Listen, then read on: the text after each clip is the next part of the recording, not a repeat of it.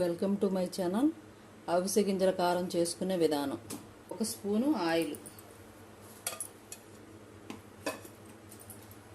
Cup అవిసె గింజలు,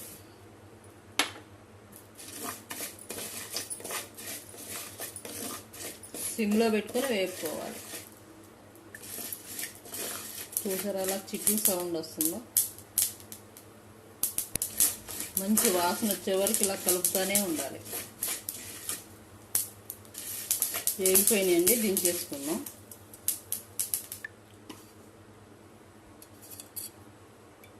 ఒక స్పూన్ ఆయిల్, 1 స్పూన్ పచ్చెనపప్పు,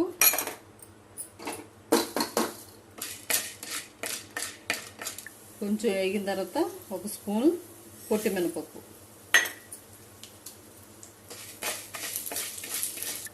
2 స్పూన్లు ధనియాలు,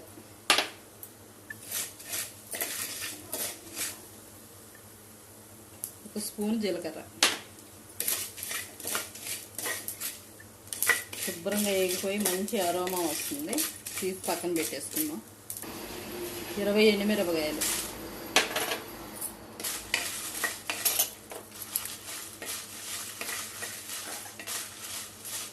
10 వెల్లుల్లిపాయ రెబ్బలు,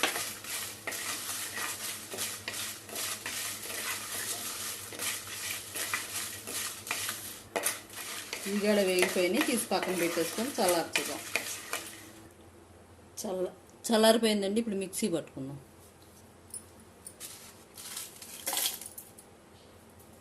కొంచెం చింతపండు,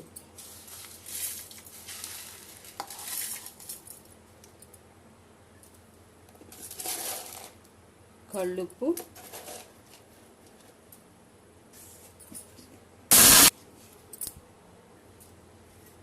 ఇప్పుడు ఎల్లుల్లిపాయ వేసి ఒక తిప్పు తిప్పేద్దాం. చూసారా,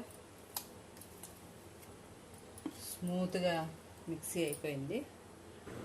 అవిసె గింజల కారం ఇడ్లీలో కానీ, అట్లలో కానీ, భోజనంలో కానీ నెయ్యి వేసుకుని తింటే చాలా బాగుంటుంది. Thank you.